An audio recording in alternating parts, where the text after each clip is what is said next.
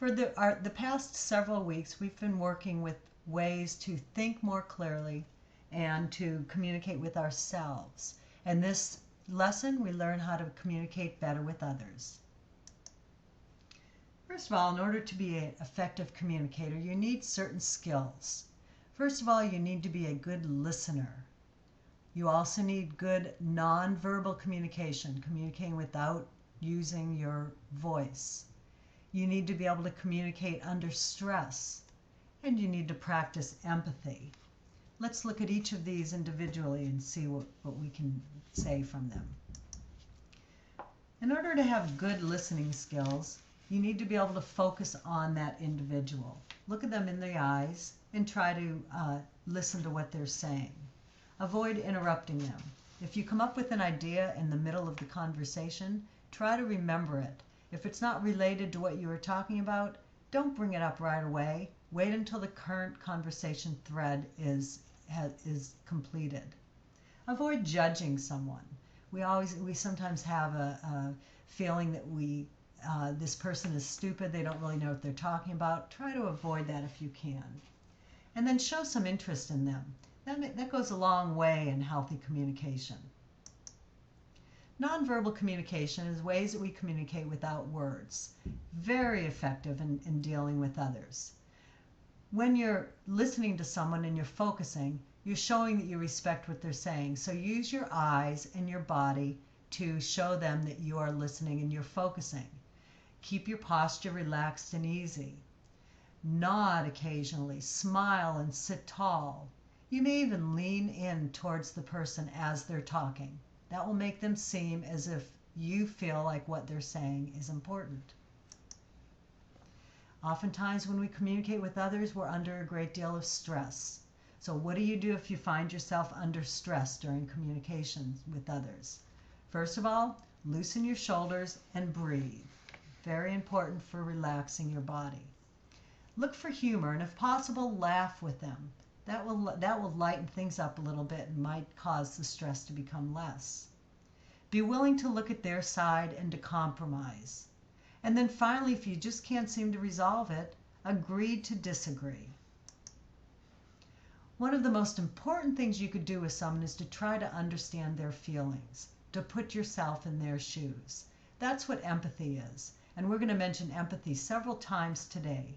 If there's one thing you take away from this week's lesson, is that if you can relate to someone else and understand where they're coming from, you will be a much better communicator. So if we were to list 5 components of effective communication, we would probably include truth. When talking with someone, try to find some truth in what they're saying. Empathize with them. Try to put yourself in their shoes. And try to maybe reword what they're saying to show that you understand what they're saying. You might ask a question or two, a gentle question that would clarify, so that would again demonstrate that you are listening to them. When you go to respond to them, try to use I feel instead of you. For example, I feel unhappy about the way things are progressing instead of you always make me angry. I feel is much more effective. And then try to say something positive. Even if you absolutely disagree with everything they're saying, there must be something positive. Look forward and try to determine what that is. And then tell them. When communicating with someone, remember the word ear. That stands for empathy. Acknowledge their feelings. Assertiveness. Express your feelings openly and directly. And respect. Use a respectful and caring tone. So your communication pattern should include these 3 components while communicating. Unhealthy communication, we all have seen this, we've participated in it. Here's some examples of unhealthy communication methods. You may always feel that you're right and they're wrong. Or you may want to blame other people, or someone else wants to put the blame. Defensiveness. You may refuse to admit that there's anything wrong with you. That can be very unhealthy. It's unhealthy to label people.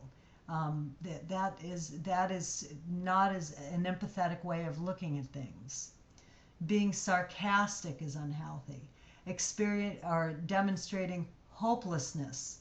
There has to be some way for a solution to be reached.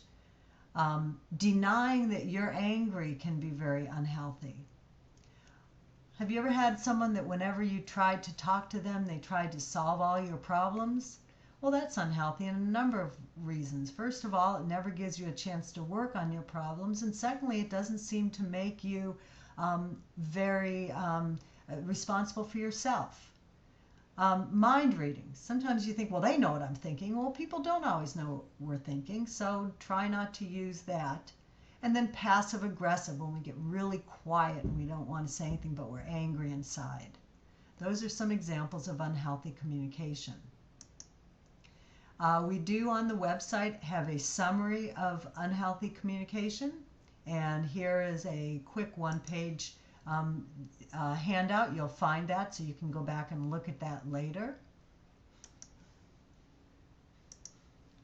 Now also online, there's a test to find out how your communication skills are. Let me look at this site with you for just a moment.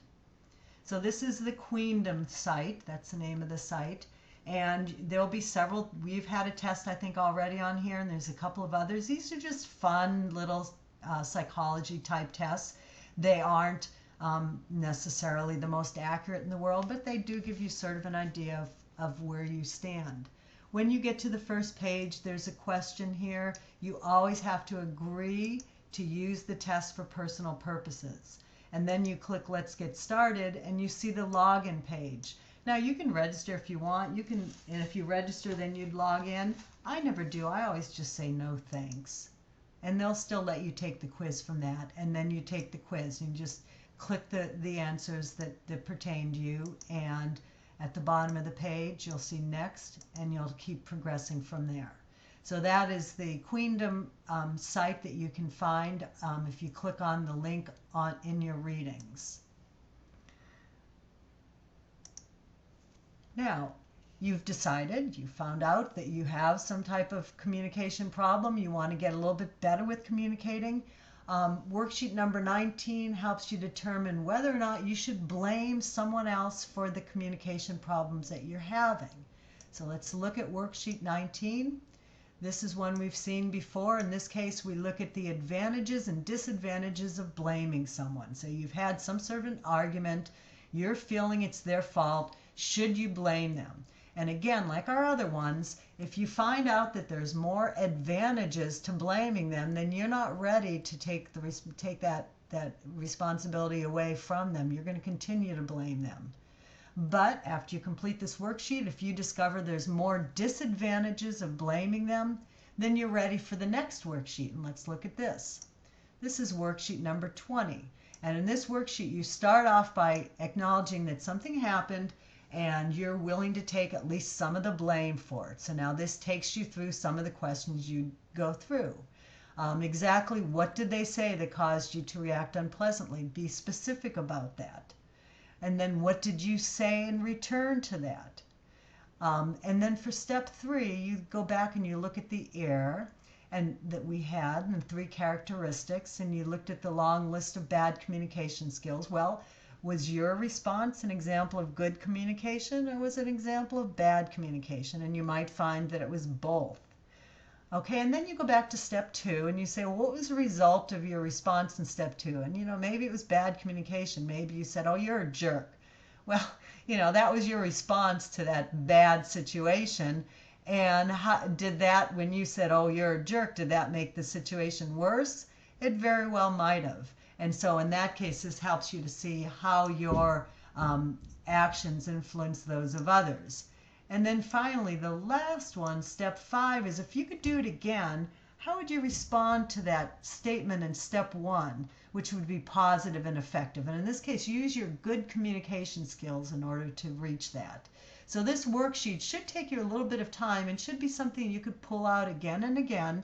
And it would just sort of help you to evaluate those those times that you were with someone else and you really didn't do a very good job in communicating. So it might help you to figure out how you can be a better communicator. All right, that's it for this week. Next week is our final week, week 8, and we're going to be talking all positivity and happiness. So don't forget to don't miss week 8. Thank you very much for listening.